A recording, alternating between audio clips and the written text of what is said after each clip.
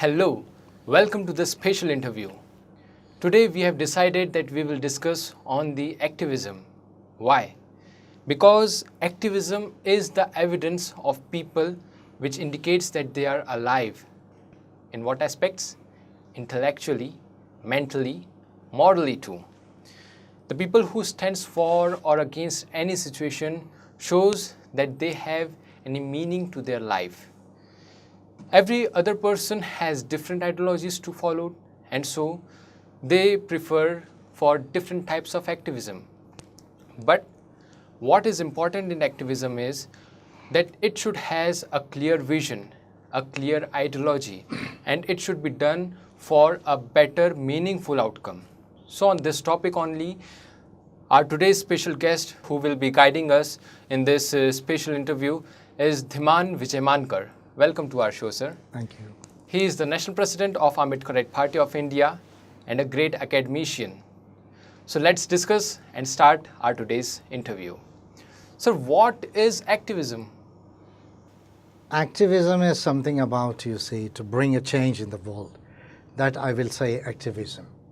If you want to bring a change in the world, and if you are very much active and concerned about that, and if you act in accordance with that, then it is activism. Well, in activism, there are two things which is very important. It is said like that ideology and the leadership.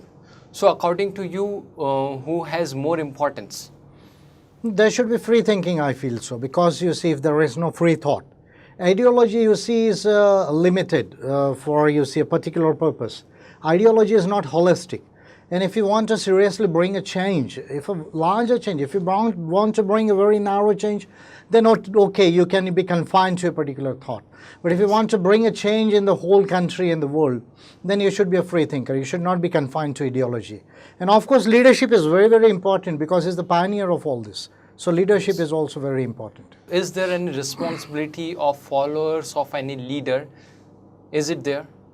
Yeah, always there is a responsibility. Leadership is about leadership roles and leadership responsibilities. Can you elaborate that? What could be the responsibilities? What exactly you want to do? The responsibility goes according to that. Suppose now, if you ask me that I am a leader of a political party, so my responsibility is towards the people of India. My responsibility is towards the policies that we have framed and designed.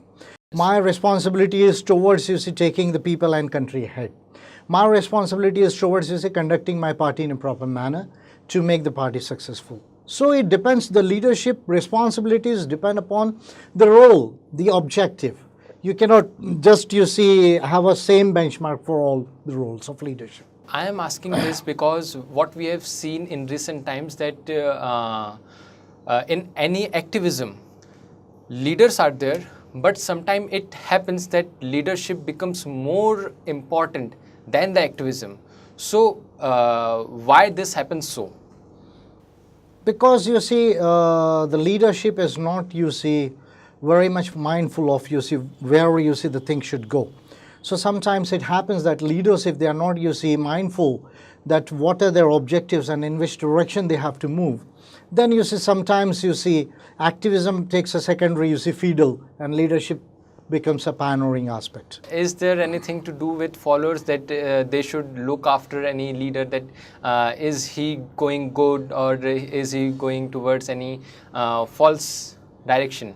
If the objectives are much more proclaimed and if you're pursuing free thinking, then for the leaders as well as the followers, they're having multiple choices to go ahead. Yes. And they can test all these things. With this also, I want to ask you, sir, that is there any role of history in present activism? There is always a role of history and culture in present. Because human being, it always links the present to the past. So in that way, history has a role to play. Then what sort of a history is there in what geographical and what a cultural context? The roles of history would be different. But human beings, they usually want to understand the things from past to present. As we are seeing that we are living now in 2020 and we are talking about artificial intelligence, now in this time we are having this much of craze of internet and social media. So how should be new era's activism? The new eras of activism should adopt modernity and the modern tools also. Means what aspects should it consider in activism if anyone is opting for emerging as a new activist? Now, if you want to ask me in the perspective of modernity, then you see modernity is not only about adopting the technology. Modernity is also about, you see, adopting the modern values also. The modern values of the world, free thinking, free society, then human rights. You see, these are all, you see, the modern values of the world, democracy, rule of law. These are all modern values. So gender rights, then the rights of the LGBTs, these are all modern values. So these modern values should be adopted by the activism. As we are talking about activism, I want to know that we see many kinds of activism in the world, like it may be hunger strike, it may be rallies, it may be street marches, it may be just speaking and organizing seminars on particular ideologistic ideas and etc. So how you prefer that this can be idealistic activism? They can be used in different contexts. All this what you have named or enlisted, they can be used in different UC contexts. So all of them are having a limited role to play. Apart from that, politics is also an activism. Since you are talking about politics, what should be the new politics? The new politics should be based on the policies. It should be for the public good and public welfare. That is a new politics. New politics should speak about science. Politics should speak about, you see, humanity. New politics should speak about human rights and rule of law and constitution. New politics should speak about, you see, transforming contemporary capitalism. This is all, you see, what new politics should deal with. So as you are saying that there is a major role of leadership. So what do you mean by intellectual leadership? Intellectual leadership is one who is very sound in, you see, knowledge, who's having a very vast reading, because without vast reading and understanding, you cannot acquire knowledge. So that is one point. He should be very thorough in studies, a very vast, you see, understanding of the country and the world and the various issues involved. That is a major aspect of an intellectual leader.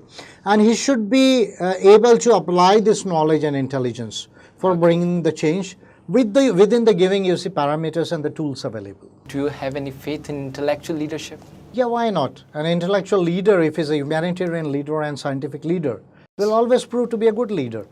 But if an intellectual leader, if he's not a scientific leader, if it is not a humanitarian leader, I don't consider him as an intellectual. He's a knowledgeable person, but not an intellectual. An intellectual will always be a scientific person and a humanitarian person. So as you are saying that it must be scientific and humanitarian related leadership. So I want to ask you, sir, that what type of activism can become successful? Because what we are seeing in past times that many people are doing activism, but they are not successful in that. So what type of activism should be adopted to be successful? Any activism today in the present world, if it is not being converted into the required political representation to become the lawmakers and the policymakers, it will not become successful. Because, you see, we are living in a world order whereby there is a constitutional democracy. Yes. There is a, you see, a rule-making process. There is a policy-making process and the implementing process. So whatever activism you do, but it should translate into political representation. If that is not happening, then the activism may take much more time and may not, you see, bring the changes which were, you see, actually, you see, opine for that particular activism. With this only, I want to add and ask you that many people and many politicians only says that politics is not good.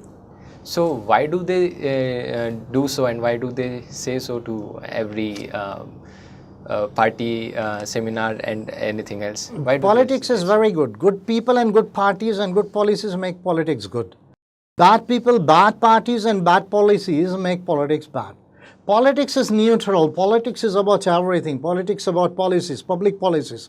Politics is about public welfare. Politics is about public policies and public good also.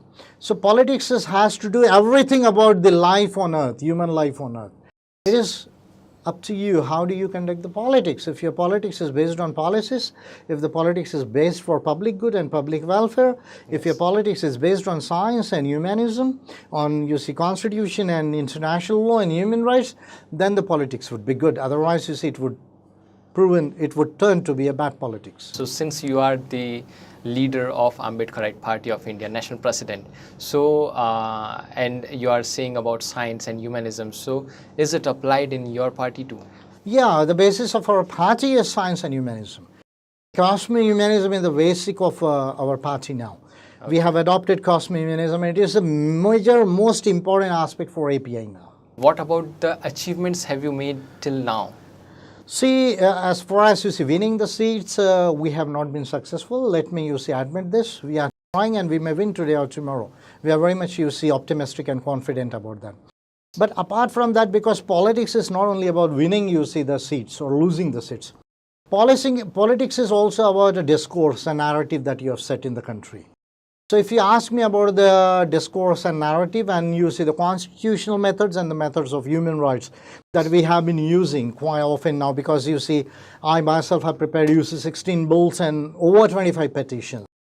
So if I summarize all these things, I can say that you see, in the future, you see, by 2029, there would be 900 member parliaments in Lok Sabha. We are going to increase our member parliaments. And already a new parliament is under construction. Within 2 years, it would be completed. It is called the Central Vista Project. And that exclusively increasing of MPs is happening due to me. After, you see, I gave the petitions, and after that, I prepared the bills and gave to the parliament. And you see, make this a public discourse in the country that India requires, you see, systematic and comprehensive electoral reforms. This is happening. This is point number one. Point number two is that you see, the 2 days, you see, debate on electoral reforms that Parliament undertook somewhere in, I feel, 2019 or 18. I am not certain about the date. It happened due to me. So I forced the Parliament to at least have a debate on electoral reforms in India. Then you see the increase in the SC/ST budgetary provisions. It happened due to me. The gender budget systematically was designed due to me. My petition on UC People's Budget. And you see, first time after signing the Sustainable Development Goals in 2015, all the countries, including India, signed the Sustainable Development Goals. But we did not systematically budget it for the Sustainable Development Goals. That happened due to me. Then you see this land to the landless issue, particularly in the states of Orissa, you see, it started, you see, moving after my petition to the Indian state. So these are, you see, some of the very, very major, you see, developments that happened due to my petitions. So how come this can be done? Because you are not you have not been elected till now. So how have you done these all things? I use the Human Rights International Law. I use the Human Rights International Law and the methods of human rights and the constitutional methods. So by that, I was able to bring this limited, you see, achievements. So lastly, I want to ask you that how will you summarize that activism should be, because there are many individuals who are coming with greater ideas, but they are not having any spatial direction, or else they are not having that followership, and because of that they are getting depressed. So how will you guide them? You see, there may be a number of issues due to which you see activism may start or you see take place. But the activism, if at all, if it wants to bring a greater change in the society, in the country, in the world, then it should be very clear about, you see, the methodology, about the ways. If the methodology and the ways and the institution and organization, these are not clear to the leadership and to the people who want to bring this, you see, change, then activism may not succeed. Point number one. Point number two is that any activism, it should translate into political representation, because in constitutional democracies and rule of law, unless you are having political representation and you don't become lawmakers and policymakers, you won't be in a position to bring a change that is required. So these two things are very important.